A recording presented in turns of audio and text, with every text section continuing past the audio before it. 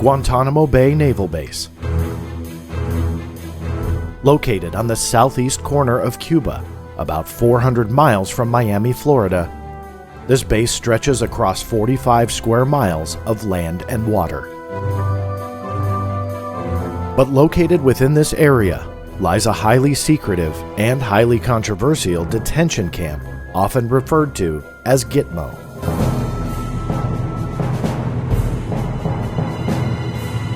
Established by President George W. Bush in 2002, horrifying tales of torture and death have plagued its short history. As this military prison housed some of the world's most dangerous terrorists, at least 8 of them died while incarcerated. The DoD claims at least 6 were by suicide. But were they? My guest today is author Jeffrey Kaye. In his book Cover Up at Guantanamo, Jeffrey explores 2 of these mysterious deaths, detailing meticulously declassified military documents, horrifying tales of drugs possibly used for interrogation purposes, the lack of basic human rights, and strong evidence of a massive cover-up of the truth. Buckle up. You're about to journey inside the Black Vault.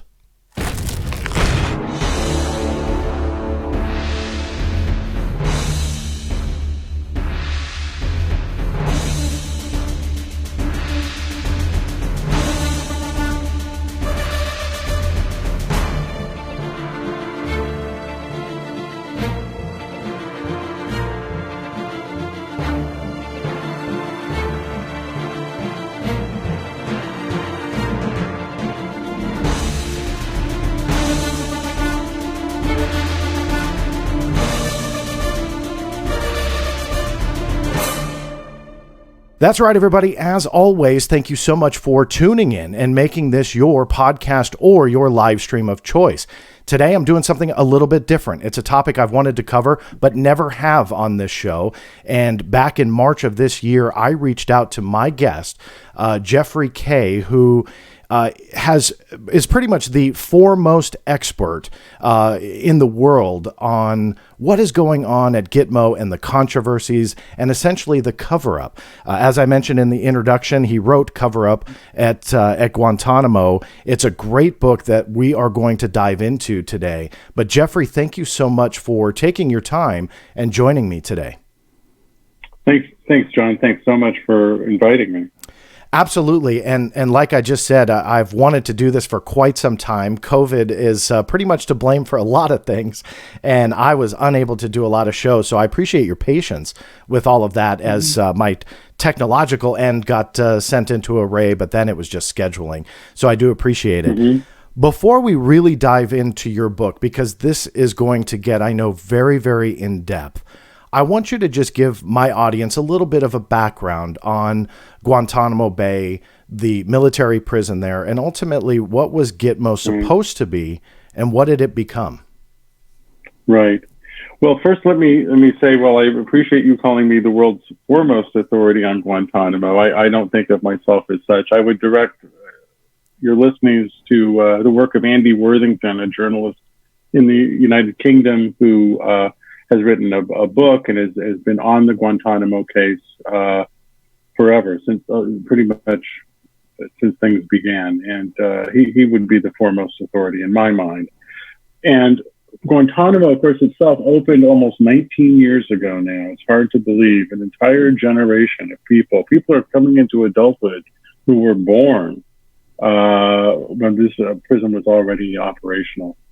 And as people will remember, it is, in a way, it's the child of the 9/11 terrorist attack and its aftermath in the United States, however you want to think of that. No matter what you think about whatever 9/11 was or what happened afterwards, the United States invaded Afghanistan and began a so-called war on terror. And in doing so, they sent out special forces, CIA, and other military units to capture and interdict supposed terrorist cells, armies, Al-Qaeda, the Afghan government, where the United States still, of course, is in Afghanistan to this day. And besides killing people, they also began to pick up prisoners. And supposedly, as the story goes, they needed a place to interrogate these prisoners, which is and hold them. And a lot of that was done within Afghanistan itself, places like Bagram Air Base. But also, they looked around for a facility to be what they would think of as a strategic interrogation center. What that means is this is a place in which high-level interrogations were going to take place. But really what was also going to take place was experimentation about interrogation, as it turned out. And I believe, although I can't prove it, no one can prove it yet, was pretty much one of the main reasons why they sought out to open Guantanamo and put it in the places they put it would be beyond the reach, as they thought, of the law, right? And that these... Mm-hmm. Well, I was just going to ask, so then how long after it opened and you had kind of this public image of what it was, how long after did that controversy start to arise? Was it immediate? Was it a few years? And how did that happen? It was almost immediate. I mean, people in government knew what was going on and the discussions that were taking place. And within a year, certainly already articles were beginning to appear in the Washington Post, the New York Times. Nothing too alarmist. They were fairly positive about what was going on and what needed to be done. And a lot of it was just stenography for the government. You know, government gave the press conference. The DOD spokesperson said something, and the press duly reported it. A little bit was leaking out that maybe things weren't so kosher, or that this was a little odd to use it. But Guantanamo had, in fact, been used as a detention center previously. It had been used as a detention center for Haitians who were fleeing terror within their own country in Haiti, and also for Cubans who were Cubans who Castro let people out of the prisons, and there was a flood of refugees headed to the United States. So Guantanamo had been tasked with being a penal facility of some sort already. This was something new. And in fact, they expected, as a report I recently did showed that I obtained by FOIA, that they were taking people, as we know, from the battlefield, literally, and then flying them halfway around the world to Cuba, to their base that the U.S. stole from the Cuban government, and putting people there. And they fully expected some of them to die. And as we get into it, we'll see that it's very possible that some of them did die, and we don't even know who those people were. But that's another aspect of the whole story. They were put in Guantanamo. They were called, today they call them unprivileged combatants, enemy combatants. I forget the exact term Bush used. The terms have changed over the years. But the primary things for your listeners to understand is that the United States maintained that the prisoners they were bringing to Guantanamo were outside of the Geneva Conventions. Just like the people going into the CIA black site prisons at the same time that were set up in Thailand and Poland and Lithuania, etc., different parts of the world, whisked there by extraordinary rendition airplanes that were chartered for that purpose. Just as DOD kidnapped people and brought them to the United States without any hearings, without any determination of guilt, and with no possibility at that time, so they thought, of seeing an attorney to get themselves help, with no way to reach their families, truly thrown into a place where there was no hope and no communication, and subjected them to a program of intense psychological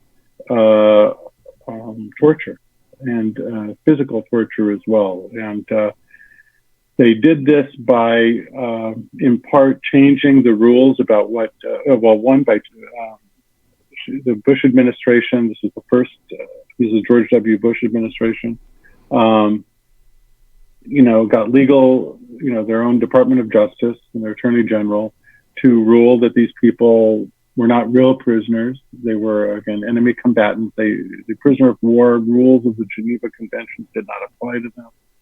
They changed, as Jason Leopold, a journalist now with BuzzFeed, but who I worked with on this issue, more than, about 10 years ago or whatever now. The changed rules about what were considered experimentation by the Department of Defense, about who had a right to make such experiments on prisoners. And they sent them to Guantanamo. Everyone who was sent there had a scopolamine patch put behind their ear.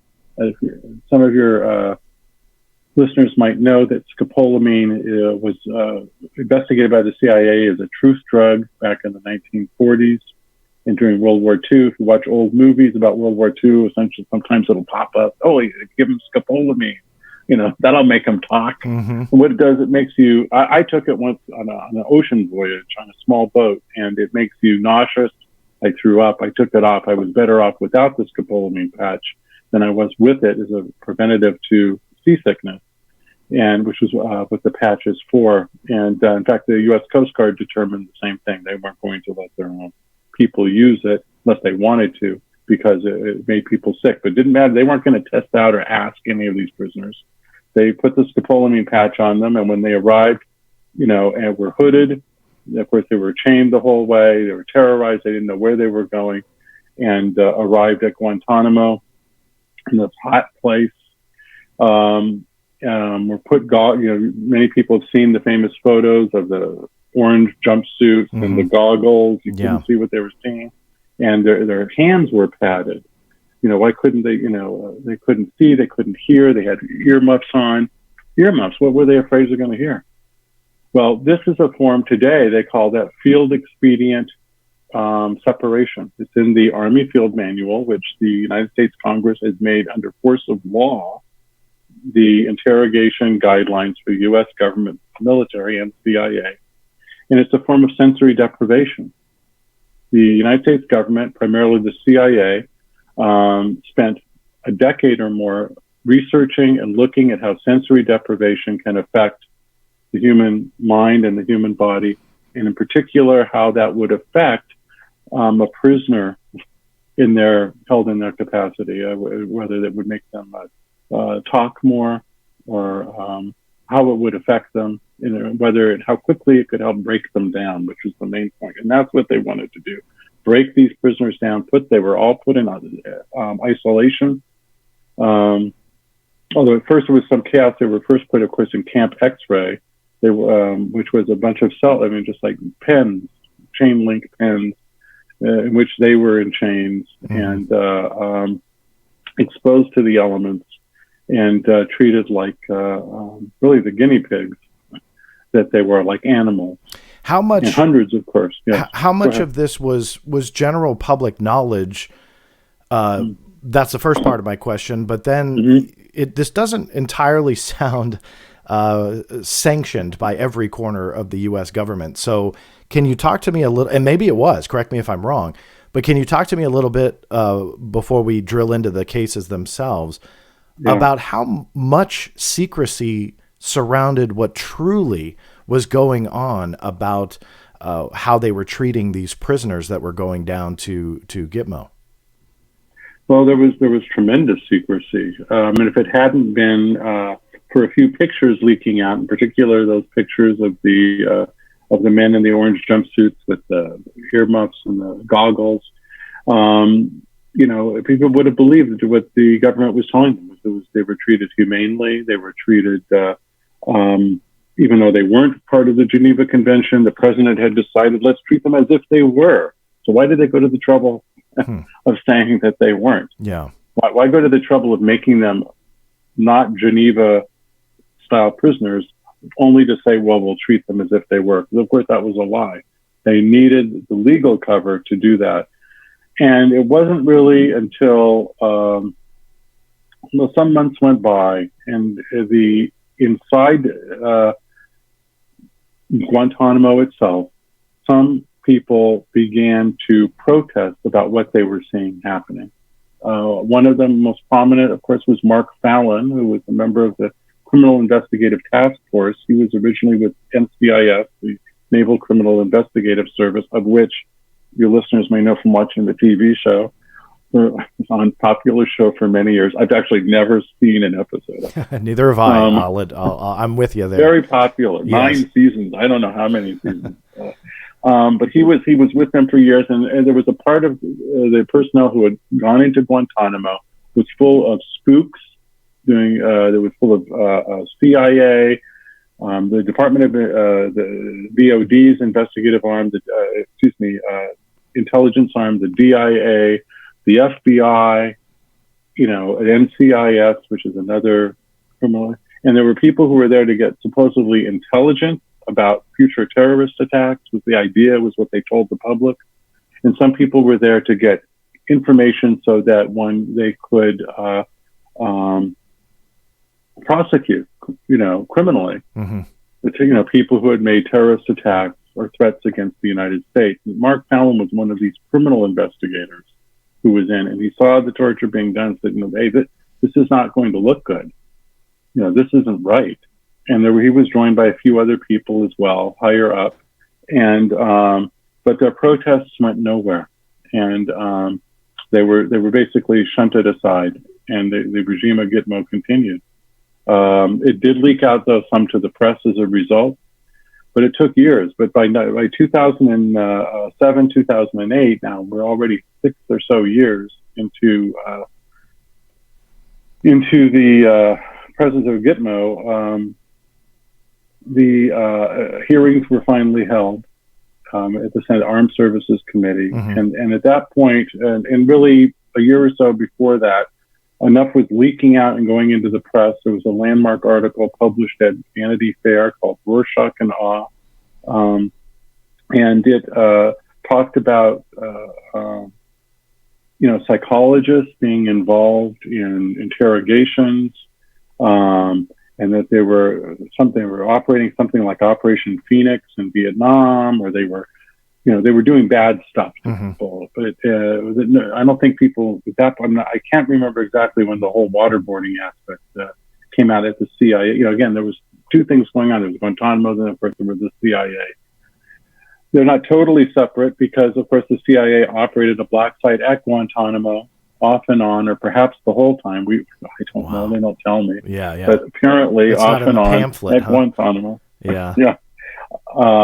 People were whisked in and out, and they also, another person who wrote, I want to give credit to, is Jane Mayer. Early on, New Yorker did an article, again, about how these people were using, coercive kinds of interrogation drawn from something that most people had never heard of who hadn't been in the military, called SEER.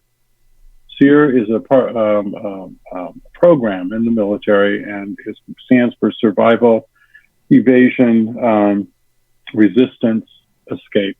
And it's a program in which military members are taught how to survive captivity when captured, and or interrogated and or tortured was the idea. And the program itself supposedly got its start after the Korean War, when soldiers were captured, and some of them arguably collaborated with the Chinese and North Koreans. And some of them, a subset of those who were Air Force pilots, some of them quite high-ranking colonels, testified that the United States had used biological weapons in Korea, and therefore had committed, grievous war crimes.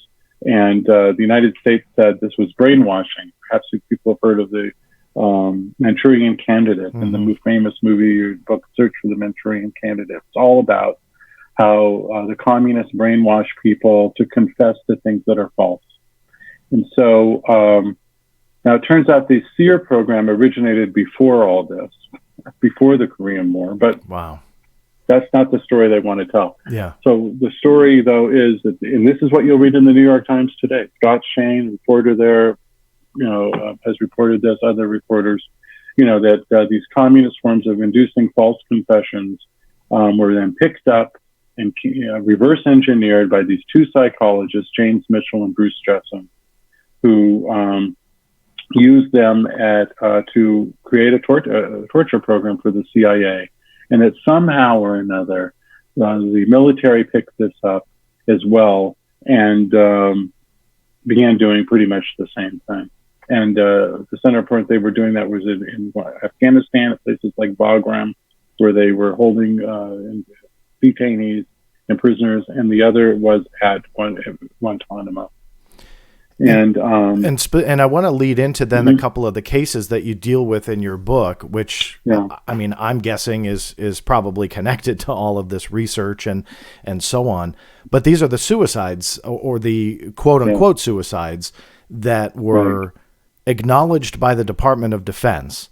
And again, correct me if I'm wrong, because I don't want to speak for you, but it seems like your research shows that these were not suicides. People that were incarcerated ended up dying. 6 of the 8, that was the number I found anyway, but 6 of the 8 were termed being suicides. But is there more to the story? Were they actually suicides? Right. Well, I believe, a human being's death is a unique thing. Each person's death is unique to them, and there are different categories of ways of dying, including dying at the hands of another person or institution. When I looked into the cases that I was able to get documentation on, in particular, and concentrated in my book, Cover Up at Guantanamo, were 2 detainees, Mohammed al-Hanashi and Abdul Rahman al-Amri. I also looked at the other releases of information and journalistic works on a couple of on the other detainees who had committed suicide. 3 of them in 2006, famously on the same day, and one of them in 2013, Abdul Latif. And what I found was that some of them looked like outright murder. In particular, the 2006 deaths that were later written up in a very famous article, award-winning article by Scott Horton at Harper's Magazine, and later in a book by Joseph Hickman, who was a guard at Guantanamo and saw some of these events and was there at the time. And there was another, the 6th suicide was a man by the name of Haji Nassim, otherwise known, the DOD called him Inayatullah. And he was a middle-aged gentleman. He was one of the last prisoners to be brought to Guantanamo. And he died a suicide in 2011. And it's a number of them died under the Obama administration, by the way, half of them. And were they suicides? No, I would say the murder of al-Rahman was murder. I mean, the death of al-Amri, rather, was a murder. Of al-Hanashi, possibly murder, if not suicide by medical neglect. In other words, what I would call facilitated suicide. In other words, if you're at a medical facility and you know that your prisoner is suicidal, dangerously suicidal, and you provide that person with the means to kill themselves, then you are in fact implicated in their murder, in their death. So you're saying that they supplied them with information to assist in this, or tools, or what did they supply? Or they withdrew surveillance of suicidal prisoners. They provided them. They put instruments in their cells that would help them kill themselves. They did not follow standard operating procedures, and nobody cared. They, I was talking before how people were brought to Guantanamo with scopolamine patches. When they arrived, all of them, by the way, were given a drug called mefloquine. Every single prisoner brought to Guantanamo, at least through 2006 or 7. Afterwards, I don't have the records, but not many were brought after that anyway. Mm-hmm. And mefloquine is an anti-malarial drug, quite controversial in the press and in the military. In fact, the military some years ago stopped using it because of its adverse side effects, neuropsychiatric in particular side effects. And of course, they knew that there were problems with this drug, and they gave it in not just prophylactic doses, which is how most people were getting it from the doctors, how U.S. soldiers were getting it, but they gave them a full treatment dose as if they had. It was presumptive treatment for malaria, every single prisoner who came there. And of course, remember, they had just been flown around the world. They had been tortured. Many of them were injured. They were dizzy and nauseous from scopolamine. And they were then given this other drug, which would also cause them horrific side effects, not for everybody, but for a subset. And in fact, the reason I bring this up again is because in 2006 and 2007, two of the prisoners who died of supposed suicide were tested for the presence of mefloquine in their bloodstream some years after they were given to them. Well, that we know that was given to them upon arrival. But there was no malaria at Guantanamo. There was no malaria in Cuba. Why were these prisoners tested for mefloquine? I believe it was part of one of the experiments that were going on, or it was used as a form of torture. If I know that you're allergic to peanut butter, there's people out there who conjure peanut butter allergies, anaphylactic shock, or whatever you respond to it. And I know that about you, and you're my prisoner, and I give you peanut butter surreptitiously or just enough of it to cause you to have the symptoms, then that's a form of torture, right? That's a form of, or even of murder if you die.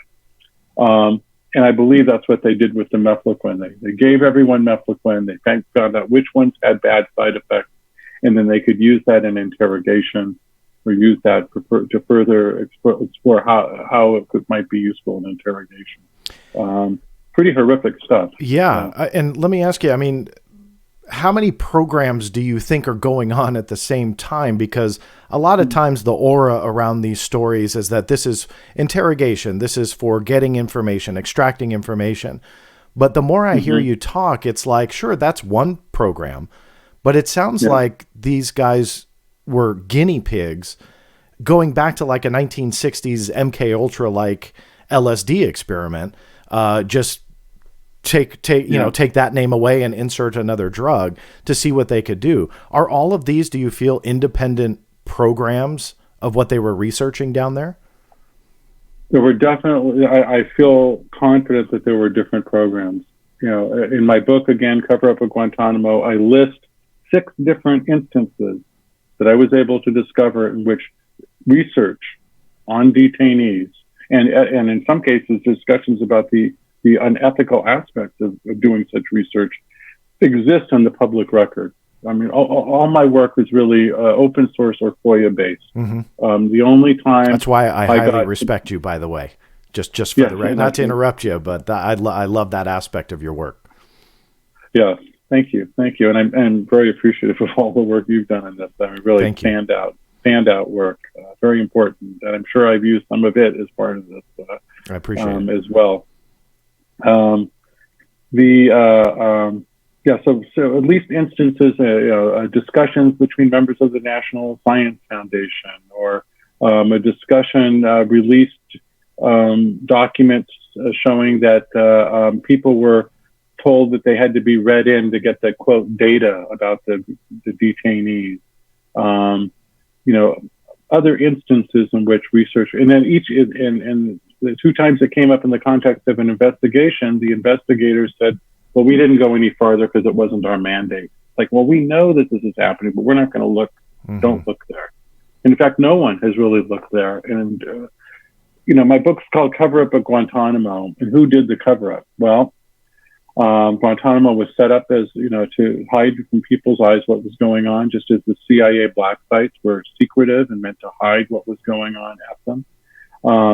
But even of the many crimes that have taken place, the truth of what has gone on is only partially revealed. What often is called a limited hangout, I guess it's called.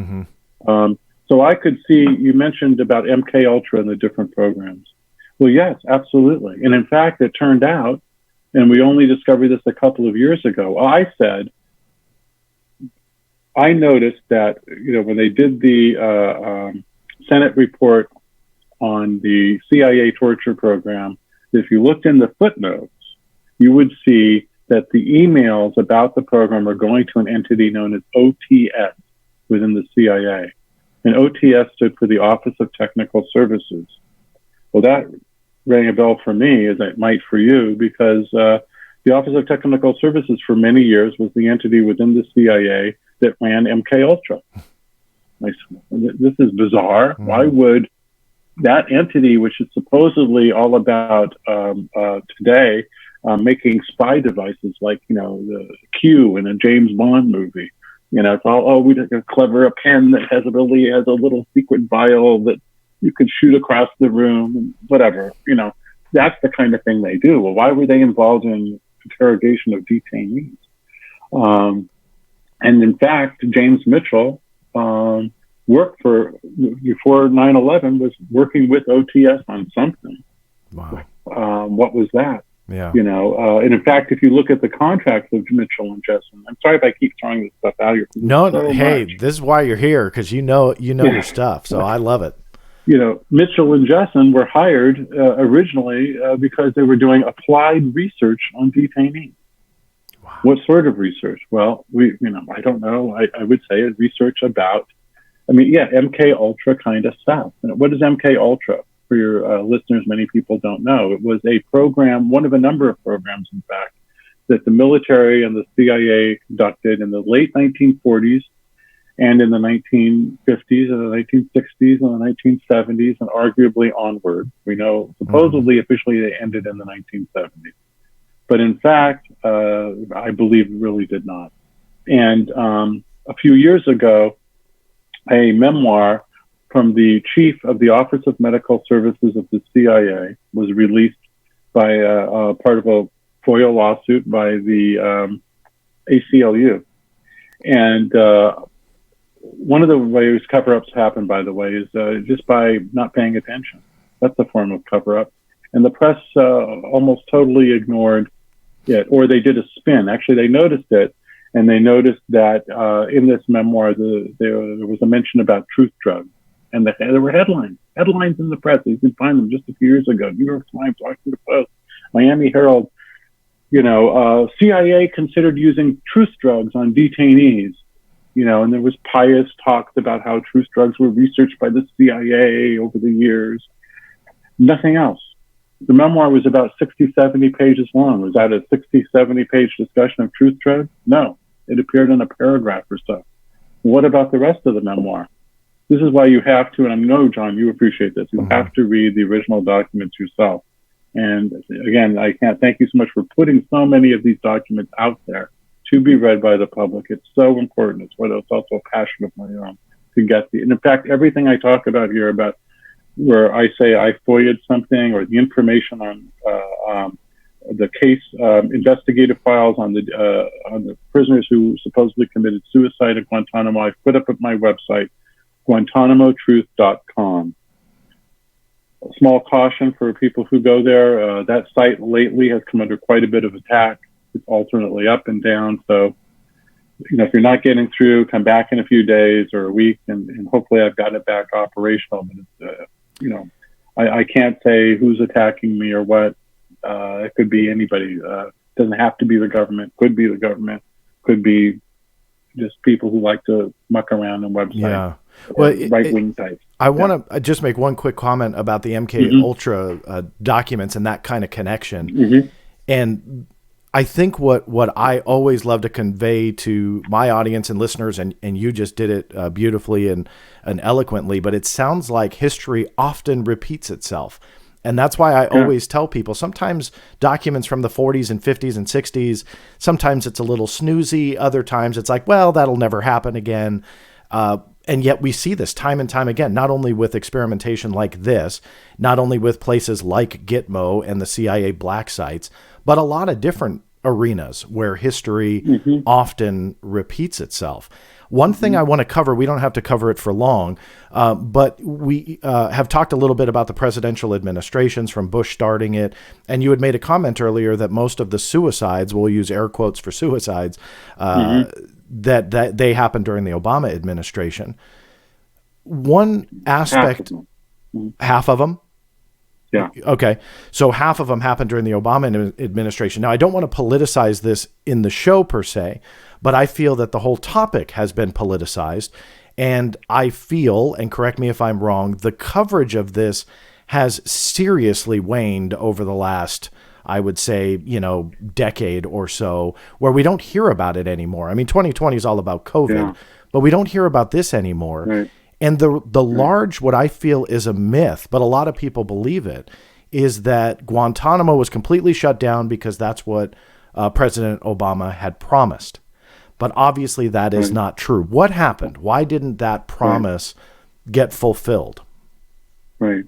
Well, let me answer that question a second and finish about the MK Ultra. Of course. Briefly. What this memoir showed was that the chief of the high CIA official, who Office of Medical Services within CIA, said was recounting the beginning of the torture program, and said there was a group within the Office of Technical Services within the CIA that was very enamored of MK Ultra, had followed it, that there were studies that had been done that we've never seen, and that when they got the chance, they were very excited to implement aspects of that again. This is all, by the way, in a story I did called something like why there were two torture programs at the CIA had two different torture programs. One was a program, and this happened at Guantanamo too, where people were routinely tortured. But if you look at the story of Muhammad al-Qahtani, the original, with Time magazine published the interrogation log, other interrogations were very highly monitored and medically monitored. Why was that? Right, because one of that was wherever you find the medical oversight, you're finding probably experiments being done. When you find the torture without the medical oversight, and and all the different signing off by legal teams about what could be done, that's just a torture. That's another kind of torture program. Anyway, to come back to the politicization and why Guantanamo has disappeared off of people's radar. Well, for one thing, a lot of people were over the years released, many of them under the Bush administration, and then another smaller but significant amount under the Obama administration. And just, but there was an attempt, I can't say, the Democratic Party joined with, the Republican Party was always pro Guantanamo, and put that forth, as part of the kind of, patriotic, jingoistic fervor that they always use. But the Democrats aren't far behind them. And the Democrats just were not willing to stand up. Their standard bearer, Barack Obama, told the world that torture had happened at Guantanamo. We did some bad stuff, Obama said, but time to move on. Don't look back.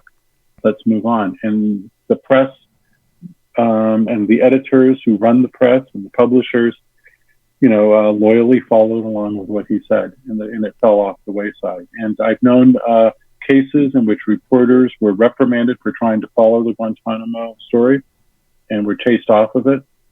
I know that when Scott Horton, as I mentioned before, wrote a landmark article, questioning that there were suicides at Guantanamo in 2006, and that these were perhaps the result of experiments or at least other interrogations that were taking place by the CIA at a different facility at the Guantanamo base.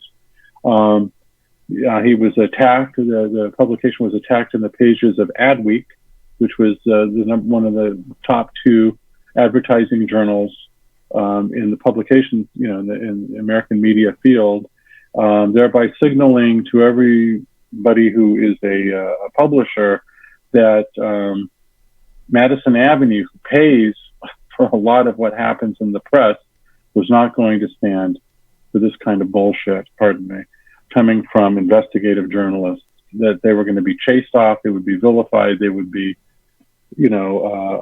labeled conspiracy theorists, and their work would be rendered illegitimate. And as a result, people backed off. The one person who stayed with it, Carol Rosenberg at the Miami Herald, now at the New York Times, interestingly discovered, interview she gave to someone, she was handpicked by DOD to come and be at Guantanamo and to cover it. And she, so that already makes me a little suspicious, but she's done some good work over the years. And obviously, it takes some courage to stand up to DOD even a little bit at times. But she and others, when it comes to all these deaths at Guantanamo, never went farther than what the DOD handout told her to say. Not that they told her to say it, but that's what she said. Yeah. And the Trump administration in 2018, he signed an executive order keeping Gitmo open indefinitely, right? That was his connection to all of this. Right. To the best of your understanding, do you feel programs like we've been talking about, do you feel that they're still ongoing with your research and what you found out? Do you think it's still ongoing to this day? Yeah, I believe it is. If I was doing at this point, Guantanamo with its prisoners, 19 years, is just a handful left. They're aging prisoners. Insofar as Guantanamo makes the press anymore, it's all about how we've got these aging prisoners. What are we going to do? We need to provide geriatric services. We need to provide more cardiac services. Then, in a sense, we now have a longitudinal study going on about what happens to people when you torture them, hold them in indefinite detention. How does that affect them? How does that break them down? If you look at anybody here who's followed psychological or medical research knows that the journals are filled with experimental groups of no more than about a couple dozen people. Well, Guantanamo, we have about 40. And, they're under a microscope there. They're studied. They are given, they're looked at by doctors, and these records are kept. Any other, and it's also known who was given what drugs. Do I know that there's a longitudinal study going on? No, I don't. But it's, given the history of Guantanamo, it's a reasonable assumption. And I hate to say, my reasonable assumptions over the years have not always, but often played out, particularly when it comes to the issue of experimentation at Guantanamo. There are still some very enticing strands that go on about that. Some of them have to do with the people who died. Some of them have to do with the major case, the signal cases of torture that the government used that first became famous and were the first people who the CIA and the Department of Defense implemented their new torture program on. In the CIA, it was a man by the name of Abu Zubaydah. In the held at Guantanamo, it was a man by the name of Muhammad al-Qahtani, who the government later admitted we tortured in Guantanamo. Mm-hmm. Nobody was ever, by the way, prosecuted for that torture, even though it's a capital offense. But anyway, both of these individuals had histories of mental illness and severe head injury prior to their capture, prior to their torture. Mm-hmm. Now, probabilities. What is the probability in a random group of individuals drawn to Guantanamo, by random in the sense that they supposedly weren't deliberately picked, that the two people who would become the first cases and would test cases for the torture programs would both be people with significant head injury history? Which, by the way, MK Ultra, if you look back, there were MK Ultra studies done about head injuries and studying people with severe head injuries. Mm-hmm. I don't know, but it's a little bit, it's just a step too far for me. Yeah. Certainly it's reasonable doubt or reasonable suspicion can be raised. These things should all have been investigated by either Congress or an independent commission, but there are no investigations going on. So perhaps we will never know. I want to say something about yeah. I just want to jump in on that point. Why do you think that is? I mean, both sides of the aisle, I would think, would want to deal with issues like this, maybe not put it into the mainstream media and get a lot of attention to it, but just with what you see they look into, you would imagine that somebody would want to politicize it in the process, I'm sure, but research it. Why do you think that this is just off their radar? Off of Congress's radar? Yeah. Yeah. Well, that would be a whole show, perhaps, and perhaps it would be worthy. I mean, there have been people in the past who have attempted to, going all the way back to the church committee hearings, mm-hmm. but also in the 1990s, even as late as the 1990s, there were attempts to do that. And I mentioned the Armed Services Committee hearings in 2007, 2008, and then there was the Senate Intelligence Committee's investigation and review, really, of the CIA program. And just to take the latter, you can see how that became attacked by the CIA. It was where the investigators were spied upon, and threatened with prosecution. Why don't people do it? The bottom line is they're afraid. They just want to get by. I want to make a living. I'm afraid for my family. I'm afraid for my future, my career. It's not a way to move forward. It's a way to move backwards. If you or get attacked by government or right-wing forces to do that. Did you experience a lot of pushback with the research you did and the phone calls you were making, the FOIAs, and ultimately the book? Did you get it too? I can't know for sure if these things were aimed at me, but my offices began to be broken into. This was back in 2013 or so. Mm-hmm. And my car was ran into, when I went to go get a cup of coffee and came back early in the morning, no one on the streets, and I come back and the car is smashed and no one around and no one saw anything. This was all happening in a small period of time when I was writing articles about one of the suicides, Adnan Latif, mm-hmm. A man who was really driven insane inside Guantanamo. And by the way, half of these people, probably you could say at least half, if not more, were essentially driven insane. You asked, were they suicide? I mean, some of these people were genuinely suicidal. There were according to the government itself, there were hundreds of suicide attempts mm-hmm. made at Guantanamo. And the people inside Guantanamo were very intent on preventing suicide. It doesn't look good, definitely would be bad. And you lose your source of information or the propaganda value. It would be a negative propaganda event mm-hmm. from their standpoint to lose somebody. But nevertheless, you've got, so how do people die at Guantanamo?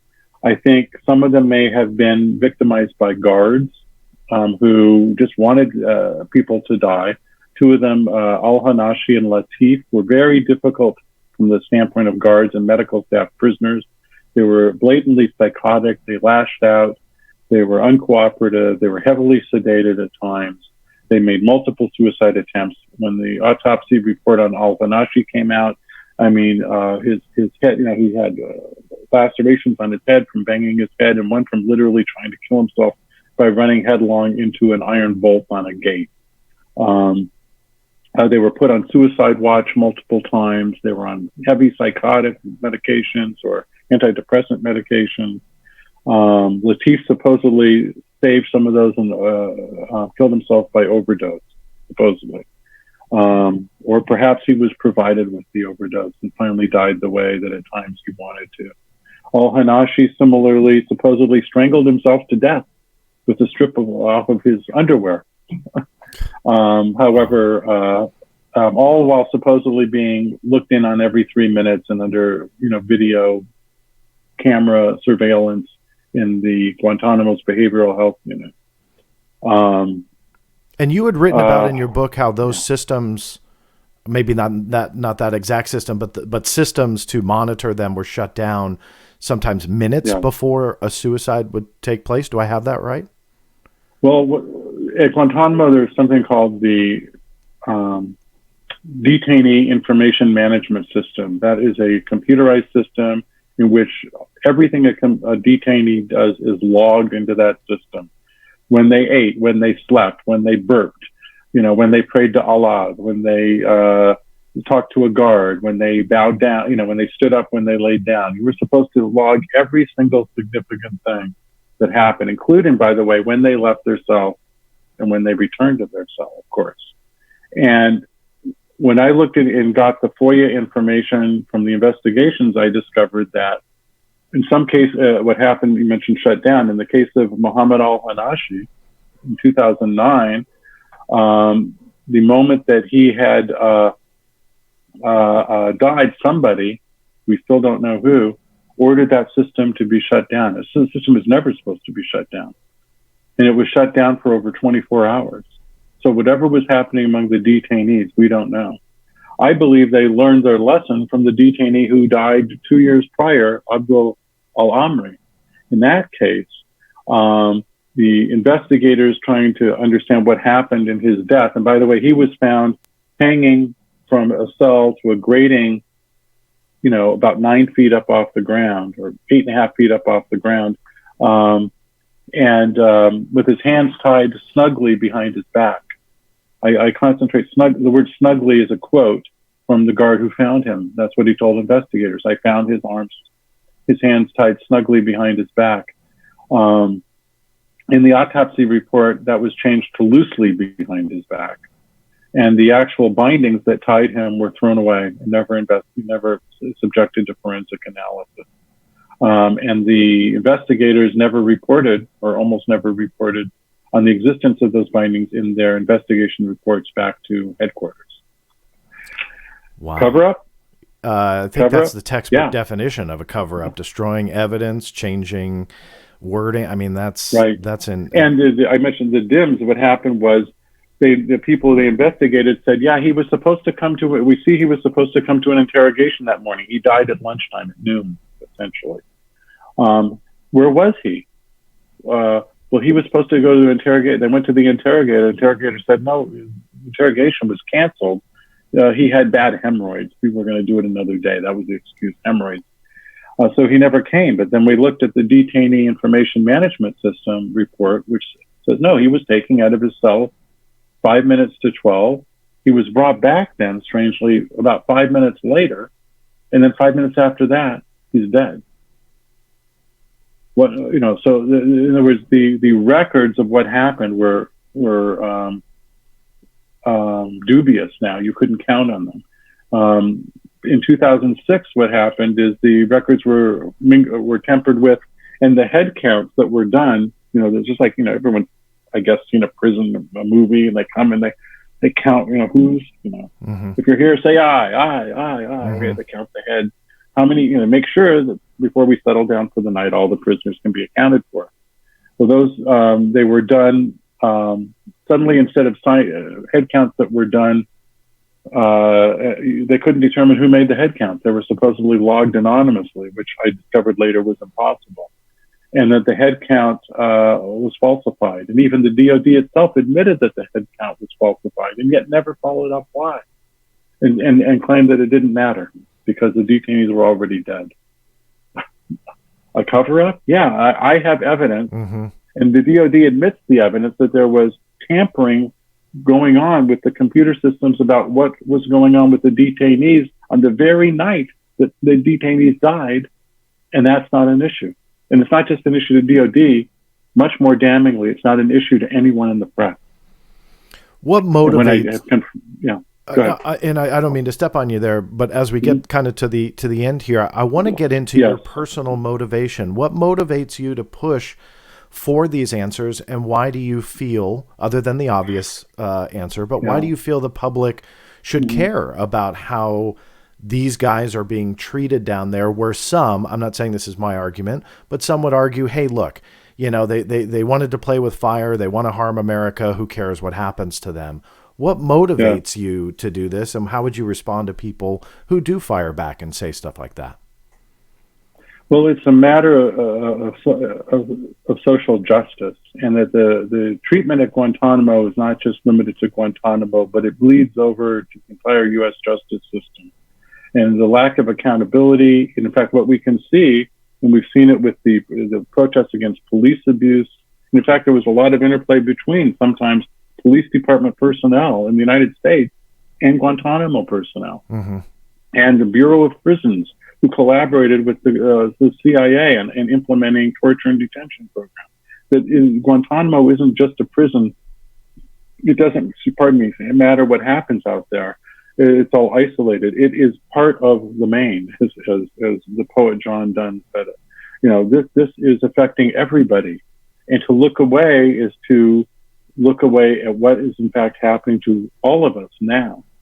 How I personally became motivated, though, was a slightly different road, because I was working with torture victims as a psychologist for an organization called Survivors International, Torture Treatment Center. I mean, I don't think your listeners understand how widespread torture is, such that throughout the United States and other parts of the world, there are in major U.S. cities, there are torture treatment centers set up to deal with the population of the traumatized, damaged torture victims because they need specialized kind of help in psychological and often medical care.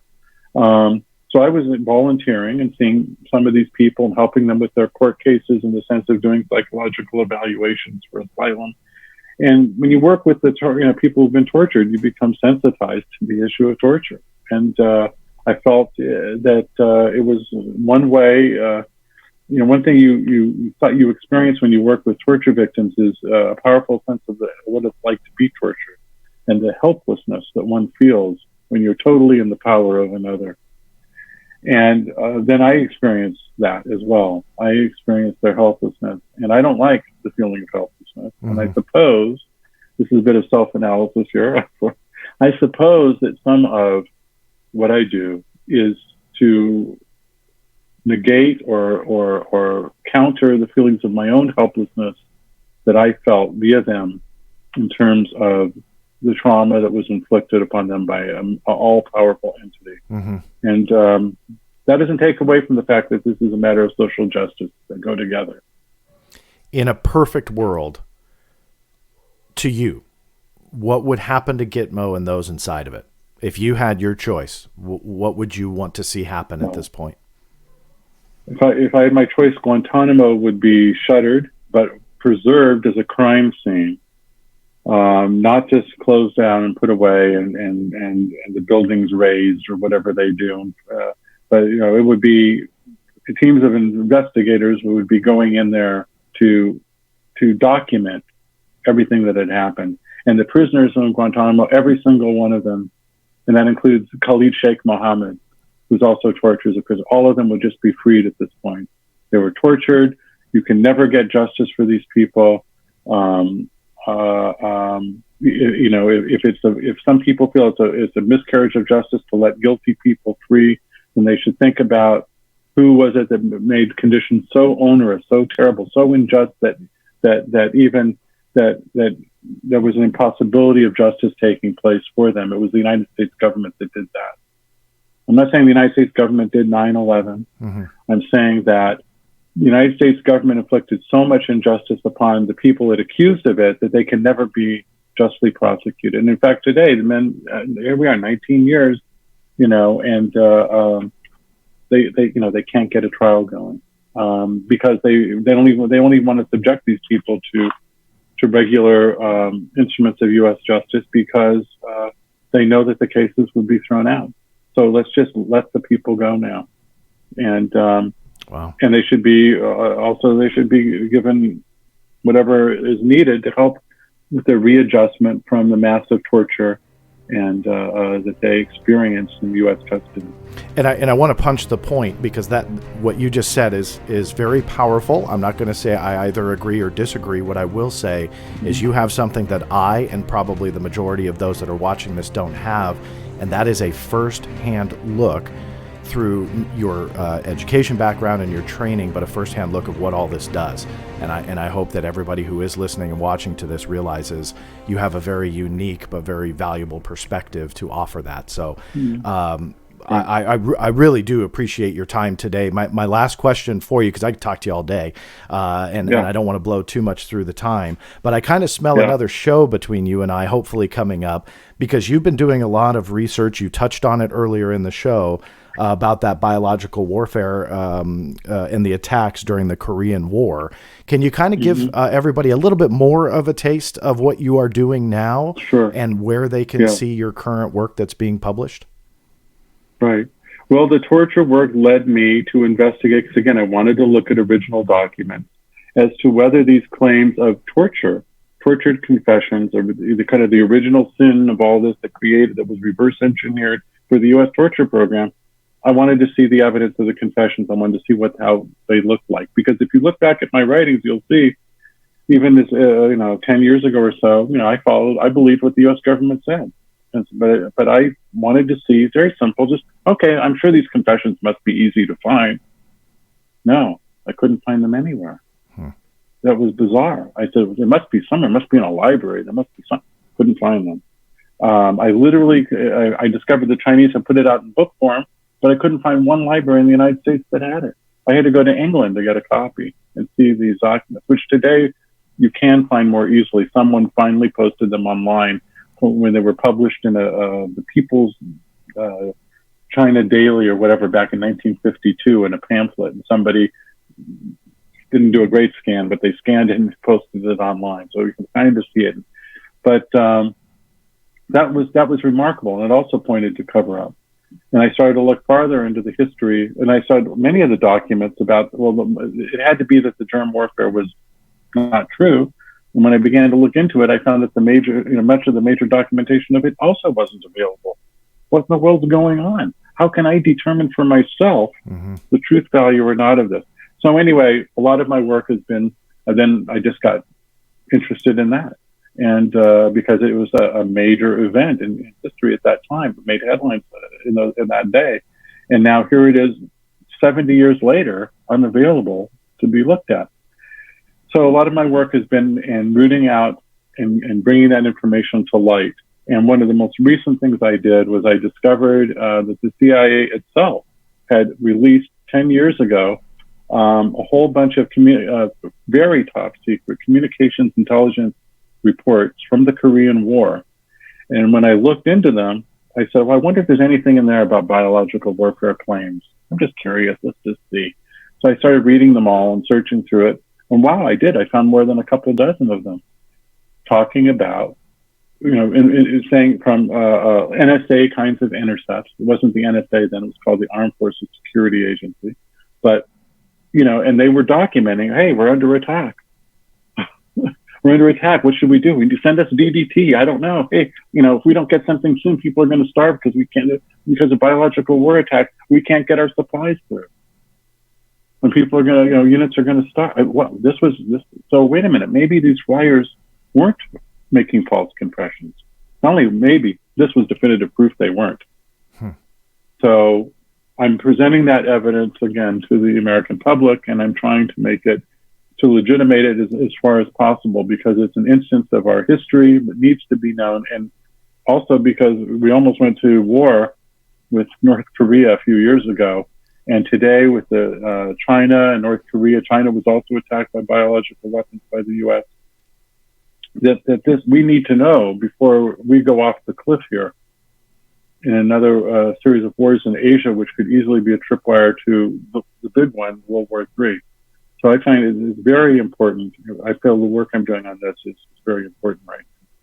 Wow. So I thank you for bringing it up. Of course. I'm so fascinated by it.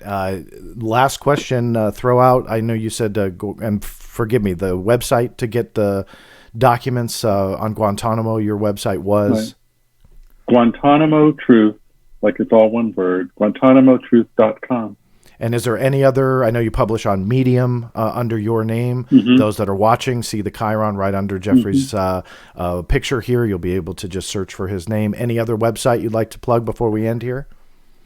For a number of years, I had a blog called Invictus that I posted. It was from a Google, I think it was called, it's spelled teensblog.blogspot.com. So if you search for that, in those days I blogged under the name Valtin, Valtin. He was himself a torture victim, John Valtin, in World War II. Interesting story, but not really germane here. There's a couple shows that I smell coming up between us. For all of those that are watching on YouTube, I will link all of that below into the show notes. If you're listening on the more popular podcast, I don't know why people don't watch more, but you all want to listen and walk around with it on your MP3 players. If you go to theblackvault.com/show notes, that will spit out all of the show notes that I am referring to that are generally on YouTube, but also for the audio listeners, you can view it at that page there. Jeffrey, I really do appreciate your time, expertise, your knowledge, and what you are doing. And it's an important drive that you have, and I can see your passion behind it. I know my audience will be able to see it and hear it. So I wanted to just say thank you for what you do and your time with your the time today sharing all of your research and work with us. Thank you. Thank you so much for inviting me on and for all the work that you do. It's my pleasure. Very much appreciate it. And thanks again. And thank you all for listening and watching. This is John Greenwald Jr. signing off. We'll see you next time.